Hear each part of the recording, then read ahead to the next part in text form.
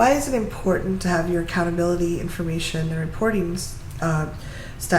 reporting page organized well? I'm here with Victor Salmon from victorsalmon.com, and I'm Kathy Martulli from theintimacydojo.com.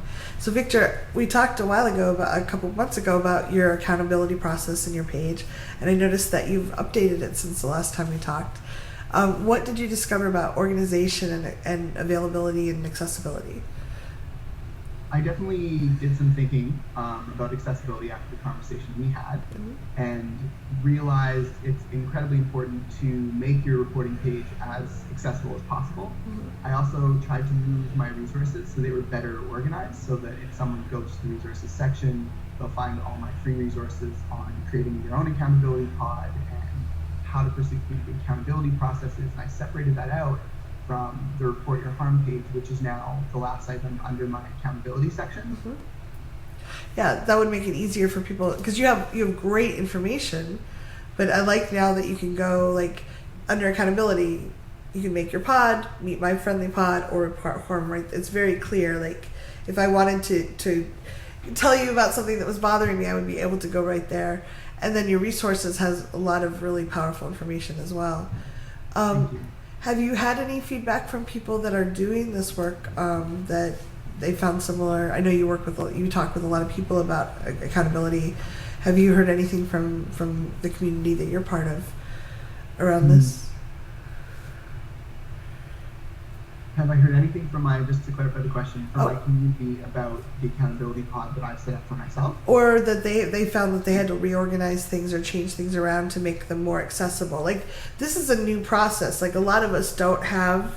Yeah. We're learning as we go. So I'm curious if you found other people that are like, I thought that would be brilliant, and it was not the best way to do it, and this is what I did instead.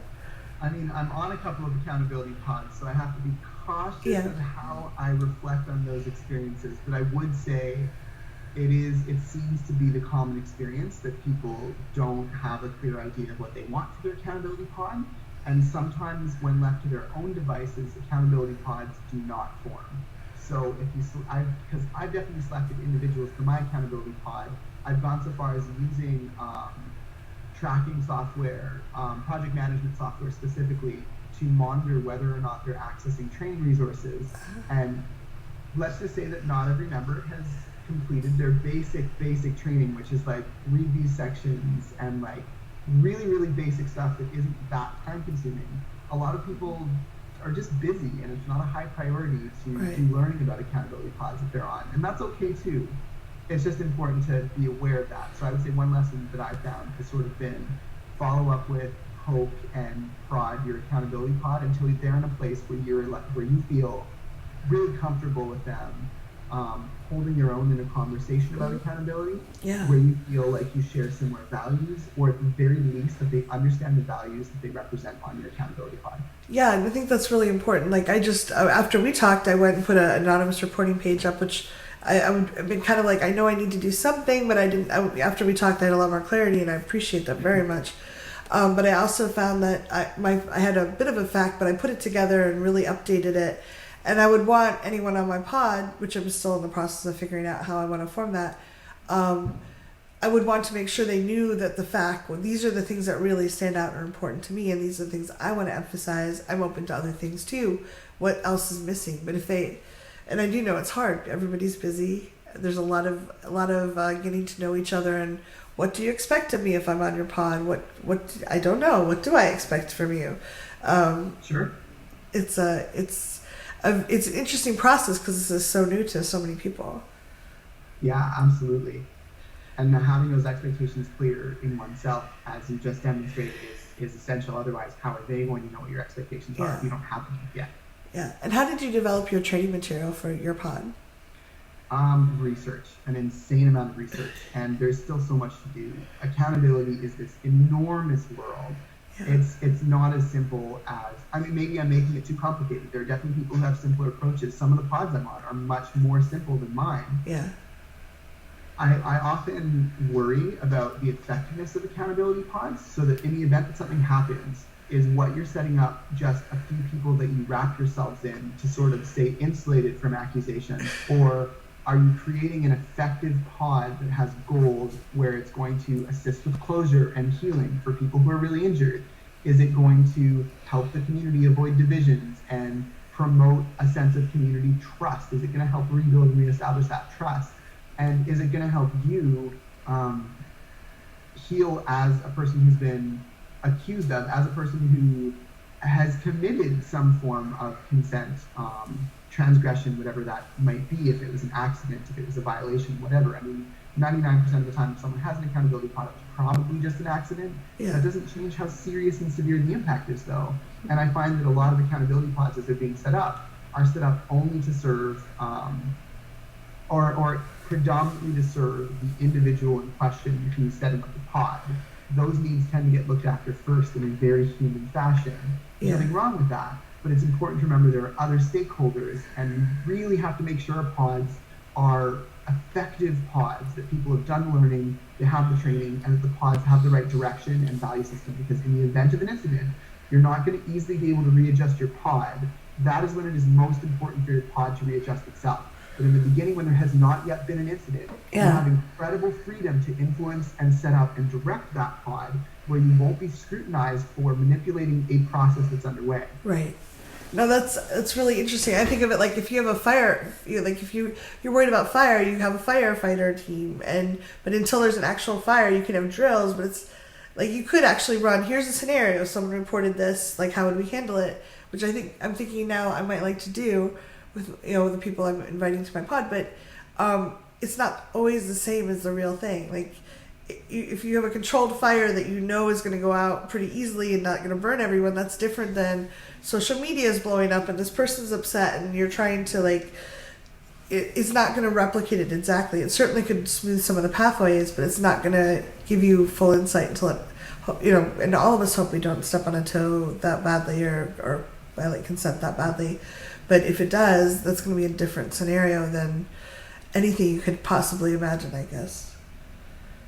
Yeah, and like you said, there are things you can do. You can run drills. You can send out tests. You can... I mean, obviously, I would do my best to market as such so that people don't actually think there was a real... Yeah. Well, they drop everything and dive in and I canceled my sister's wedding because I wanted to help you. Yes, false alarm. Exactly. Yeah. That's really... and I love that you have training materials. Are those in your resources, the documents that you...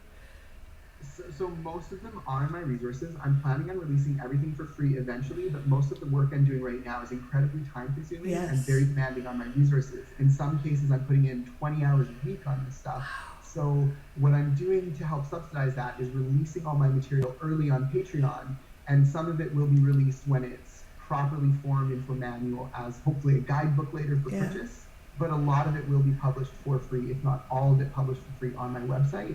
So if you just follow along, victorsalmon.com/resources, and you look under the resources menu in the top, there are a lot of other pages that are linked, including right now, a community accountability processes intro, a set designed to help you produce objectives for your pod or process. Wonderful. Because some communities are trying to develop a process rather than individuals develop a pod, and they're totally different but specialized cases of the same kind of umbrella of community accountability. So I'd love to come back and talk about that more too. Sure. And then there's also one for helping with values and agreements and codes of conduct for more on the process side of things. Yeah. And if you'd like to get that early, as Victor said, he's very generously offering a lot of that material for free. But if you'd like to get it early and or support him, you can go to patreon.com/victorsalmon and become a supporter so that you can get that information early. And I know that you do very rigorous work, so thank you for your generosity. You're very welcome. Often if you think about how expensive a single hour of counseling is, or a single hour of professional mediation, and you think about the impact that has on an accountability process, what is $10 to have access to one opinion? And it's not going to be definitive. Yeah. But what's $10 to have access to all of that material? Well, I just know the discussions we've had, and I've had discussions with other people, but I really like how thoughtful you are. It's made a huge difference on how I approach things and what I offer the community. Because I'm like, oh, I'm approachable, I'm safe, people can tell me. And then I'm like, what if I remind them of their mother that scared them, or the topic is really tough and they don't feel comfortable? I want to have that page up so they can go out there and just share it anonymously and feel safe. And I know. And typically, most people have that thought, even if they are cis hetero white men. Yeah. I'm an approachable person. Things are, like people can just come talk to me. Of course, anytime. The whole nature of privilege is you don't see it. Yeah. Yeah. Well, it's funny because we talked about privilege a lot last time, and I've been noticing that often when I have privilege the most, like things are going really well and I'm invited to do leadership positions, I don't feel the privilege. I feel like, oh my God, I hope I don't screw this up. This is a lot of work. And, I think I've had friends go, wow, you have all these things. Like, we all have moments in our life where things kind of on the line. You have a bunch of things happen. Like, that's so amazing. You must feel so good. I'm like, no, this is a lot. I hope it goes okay. So I think privilege doesn't always feel the way we think it does, but it doesn't mean that other people don't see us as having that power and that we shouldn't make it accessible for them. So there's something to be said for invisible power dynamics versus privilege. Yeah. And there can be privilege in like a systemic oppressive sense. Yeah. Like, for example, being white in the U.S. with the police forces currently being the way they are, that is a form of privilege. Yes. And it's okay. There's nothing wrong with being a person who has privilege. It's just a truth that all of us have to deal with, and we can hopefully work against that to the best of our ability. But what you touched on there with educators is more what I would call an invisible power dynamic. And some would argue that they're the same thing, but I think it's important to make a distinction between a person like myself who volunteers an insane amount and feels like nobody values my time, my emotional labor, or my intellectual content. I might go and teach a class. People might go, wow, did you see the stuff that you published? Like, and maybe this person just hasn't had a chance to support me, or maybe they have had a chance to support me and they think I'm amazing. But from my perspective, I'm like, oh my God, what am I doing in life? Like, I'm just like, I'm not making a lot of income, and like I'm doing all this work, and like what is it really coming to? You can have a very low self-esteem as a leadership person or as a community educator, and still hold this huge power over a very new person coming into the scene, being like, this person's been working forever, and they're doing all this amazing work, and you can have that star effect totally inadvertently. Right, without even knowing it. I'd like to come back. This is such an important topic, so I'd like to stop this video and come back and talk about power dynamics and that invisible. Yeah. All right. Thanks for listening. Please leave comments below.